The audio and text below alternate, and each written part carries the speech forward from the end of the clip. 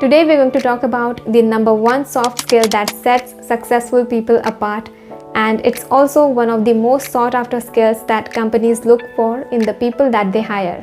Hey friends, welcome back to the channel. I'm Dr. Ketaki, oral surgeon and the founder of TaughtWell SimplifyEd. On this channel I share evidence-based personal growth tips to help you be more productive and live a happier and more peaceful life. So recently I came across an article on CNBC where the head of talent strategy at Goldman Sachs talked about the number one skill that you need to have if you want to be a high performer at work. And it's not intelligence or self-confidence, it's having a growth mindset. I first came across this concept of mindset from Dr. Carol Dweck's book, and this is an incredible book that talks about two kinds of mindsets, growth mindset and fixed mindset. Her research shows that having a growth mindset is the key to achieving extraordinary success. With this mindset, people believe that their intelligence or their abilities is something that can be developed through consistent effort and dedication, and it's not something that is fixed. And they also see challenges as opportunities to learn and grow, and see failures as just another learning experience. So this kind of goes against this concept that talent is an innate ability. When you feel that you need to be born with a certain skill in order to be good at it, then you won't even try to develop that skill. And it is true that some people are naturally good at something, but that is not a requirement for success. Talent is useless if you don't add other things like sustained effort and practice. Neuroscience also supports this mindset. The reason that we are able to improve is because of our brain's ability to change. It's called as neuroplasticity, where the brain can adapt or form neural connections based on our experiences and what we learn. So how do we develop and practice a growth mindset at work? It's all about asking two simple questions. No matter what the situation is, ask yourself, what can I do here to change things for the better? That is an optimistic, growth-oriented mindset. And after doing tons of research in this field, neuroscientists have come to a conclusion that a growth mindset is the most effective frame of thinking if you want to achieve goals and learn new skills and create positive changes in your life.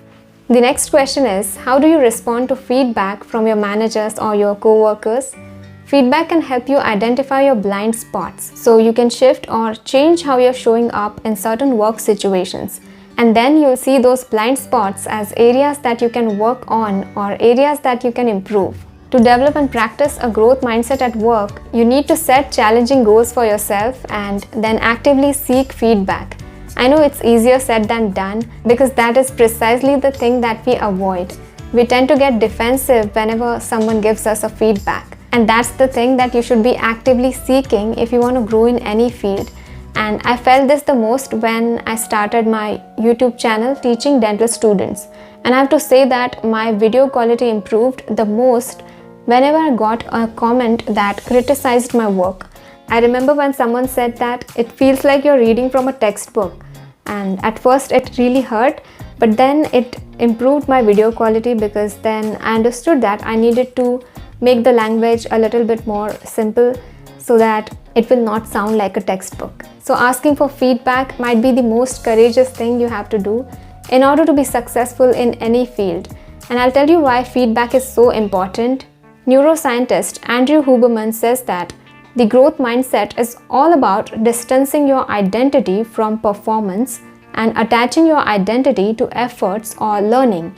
It means that if you think that you're really good at something and other people also say that you're really good at it, please don't attach yourself to that identity. That could sort of make you inactive and make you feel like you know everything there is to know. This will obviously stop your progress. So what we need to do is, we need to attach ourselves to the efforts that we are putting, because that is something that is never ending. So when you seek feedback, look for the feedback that is based on your efforts rather than your talents. Now, what is the problem with the fixed mindset? You see, when you have a fixed mindset, you get into this either or trap. Like, for example, you might think that you are either a natural writer or you're not a writer. Or you might think that you are either a natural public speaker or you are really bad in front of the camera. So you kind of give yourself only two options. How many times have you said this to yourself? This is not for me. I'm not born this way. or I really suck at this thing.